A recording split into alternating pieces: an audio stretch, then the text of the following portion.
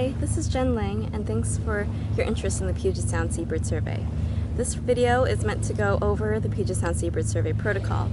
Now, the PSSS has been collecting data on near-shore marine birds since 2007, and the beauty of our program is our ability to look at that in a snapshot across all of Puget Sound and the Strait of Juan de Fuca, and now up to the border of Canada, so within the San Juan Islands and north. So to do this, we're actually asking everyone to conduct a survey on the first Saturday of each month from October until April, and within a 4-hour survey window. This allows us to get an idea of how many birds are actually using that near shore or shoreline marine water within a window around high tide. We ask everybody to do a survey on the first Saturday of each month from October until April within the 4-hour survey windows that we provide. Each of these colors represent a section of Puget Sound or the Southern Salish Sea, of which we ask you to do your surveys within high tide of that area. So for each month, please make sure to conduct all of your surveys either in one or multiple survey sites within these 4-hour windows. You'll be assigned either 1 up to 4 sites to conduct your seabird surveys, and when you're assigned a site, you'll be provided site descriptions. When you first arrive at your sites for your first survey, please look at your site description and make sure that it is accurate to where you should be standing for your surveys, as well as the reference points that are provided to give you an estimate of what 300 meters looks like. If your site description does not match what you see at your site, please let us know by emailing us at science@seattleaudubon.org. This is very important because we want to make sure that where you're standing is precisely where we think you're standing, and that would allow us to better understand how many birds are within that nearshore environment. Now, with our program, we are doing something called a modified distance sampling, which would allow us to triangulate approximately where the location of a bird is, and also estimate birds that we might be missing, and get a better estimate of how many birds are within that area in general. Now, when we're conducting our surveys, we will be asking you to do a series of measurements, including distance measurement with a ruler and bearing measurement with a compass. Please view our other videos to learn how to do those measurements accurately and as precise as you can. When you first are going out with your team, when you first arrive at your site and make sure that the site actually matches the site description that we've provided you, you will start bringing out your data sheet, which looks something like this, which looks exactly like this. When you first arrive at your site, please fill out the very general information of the date of your survey site name, and the names of the individuals on your team. The first name of all of the volunteers on your team will always be the person who is holding the ruler. The person who's holding the ruler will be taking the distance measurements of the bird or groups of birds that you observed during your survey. And this person, it's important to have this person first because we also need their eye height and arm length to help triangulate where that bird is in relation to where you're standing. So you also have a survey site code here, and that is the identification code for your site name. It's not required for you to enter this, but when you're entering your data, this survey site code is a really important reference for us to know when you're submitting your data in our data entry website. So once you've filled out the top portion of your data sheet, and once you're all settled to begin your survey, you enter your start time here in this slot in military time. So that means if it's past noon, please actually enter your information with military time, which means if it's 1 o'clock, it's 1300. Or if it's 4 o'clock, it's 1600. This allows us to keep track and make sure that we're not confusing AM or PM. Each survey lasts from 15 to 30 minutes. And when you first start your survey time, you will start scanning the water back and forth to identify birds and groups of birds to record on your data sheet. Now, this data sheet is recording each row as an individual or group of individuals that have a unique direction or bearing. So what you see here is, for each row is a species name, the number of birds that you have that unique bearing, the bearing record, your distance measurement, and additional information. Now, we want to collect bearing and distance measurements only for birds that are within 300 meters of where you are standing, and that's where those reference points come in handy. That allows you to estimate what 300 meters looks like on your specific site and record distance and bearing for only those individuals within that 300 meter range. If you want to learn more about how to collect distance and bearing, please refer to our other videos for detailed instructions. Now we also only record distance and bearing when the horizon is not obscured. So horizon obscured is a column here that indicates whether you actually see that water and land interface or that water and sky interface. So if you see any structures like piers or boats or pilings that might be obscuring your line of sight from yourself to the bird and the water and sky or the water and land interface behind that bird, we actually will mark horizon obscured and not indicate any bearing or distance measurements. This is because we need that distance or that line of sight between you and the water and sky or the water and land interface to help triangulate where those birds are in relation to you. For each line, we are indicating the number of birds, or a bird with a specific bearing that's unique to it. So you might have one pigeon guillemot that's located this direction and a group of 2 pigeon guillemots in this direction. Each of those pigeon guillemot records will have its own line. So, for example, if you have a single pigeon guillemot, you would put down pigeon guillemot 1 and then its unique bearing and distance record, given no obstruction to that water and sky or that water and land interface. And then you would also have a secondary line for a group of pigeon guillemots in this direction.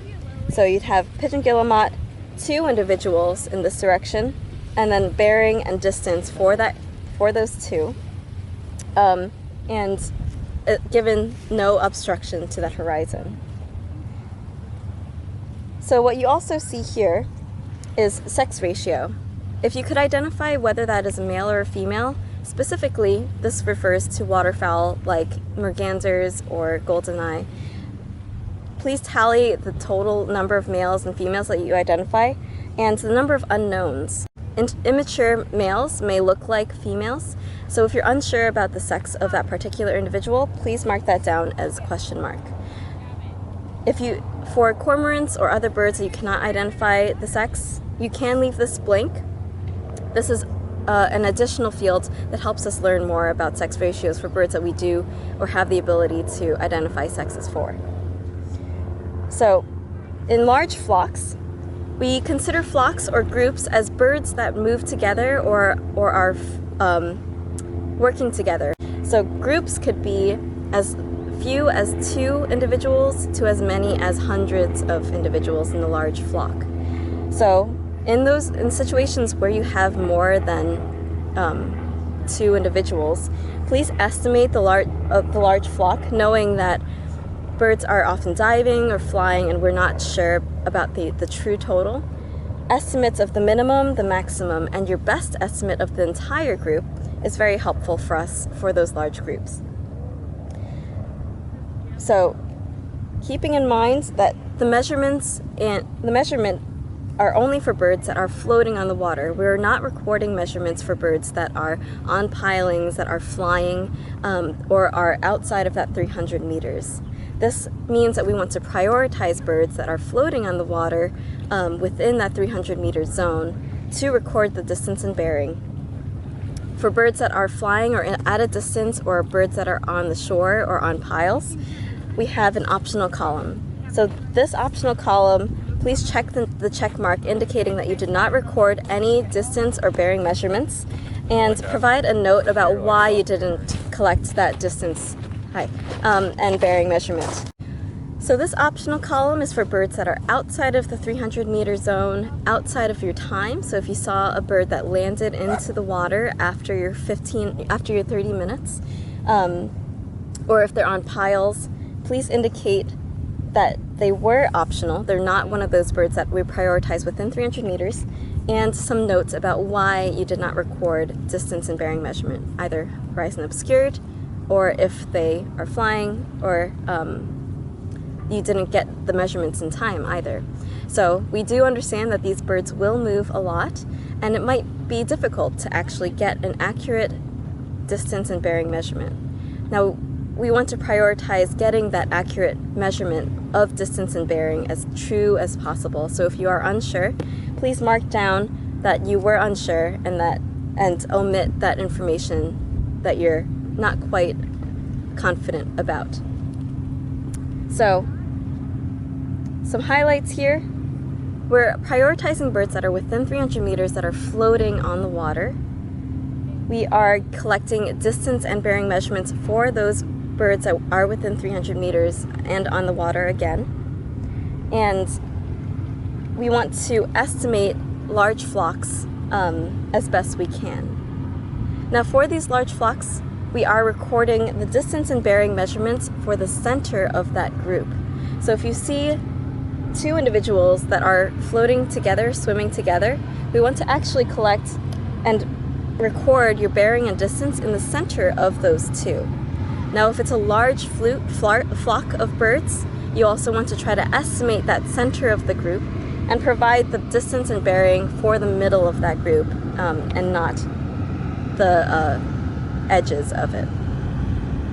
So you would be collecting information on birds that you see within that 300-meter zone.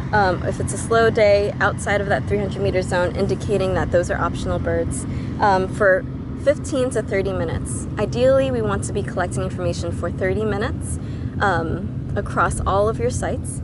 But if the weather is really bad and you aren't seeing very many birds and or it's not safe for you to be out there, you can do the survey for only 15 minutes. Of course, your safety is our priority.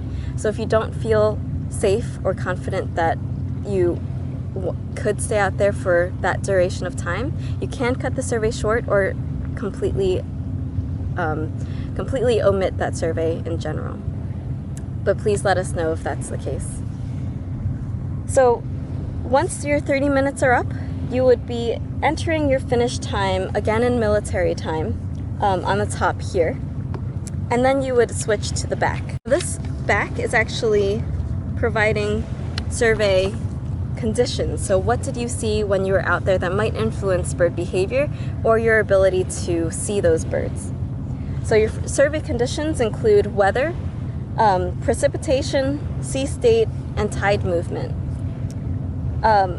So this is indicating the maximum weather conditions that you see during your entire survey. So if it was cloudy and rainy for 5 minutes of your survey and then it cleared up and became sunny with no precipitation for the duration of your survey, so 25 minutes, you would actually indicate that the weather was clear and that there was no precipitation despite a little bit of precipitation at the start of your survey. Again, this is trying to note the predominant condition of the surveys that you collected, so that you experienced during your survey. Excuse me. So this is your weather, your precipitation is rain, snow, or none. Your sea state is actually a modified Beaufort scale that you actually have a reference to at the back of your survey window time. Your sea state is actually indicated in this graphic here. So you choose whichever sea state is most reflected in these images, and these images also have some description of what you should be experiencing for each of these different sea state conditions. Again, knowing that the weather, wind, etc. changes very quickly in the Puget Sound, we want to indicate the majority of the survey time that you experienced. So the last condition here is your tide movement. So whether the tide is rising, falling, or unknown, and again, we want to make sure that you are trying to do your survey at closest to high tide as possible within that 4-hour window. So this is pretty much indicating which side of the window are you conducting your survey. After this, we have visibility conditions. How far away did you have very good visibility of birds on the water? Indicating the distance that you could see as far as you can. So this could be influenced by specific conditions, either glare, sea conditions, or weather such as fog.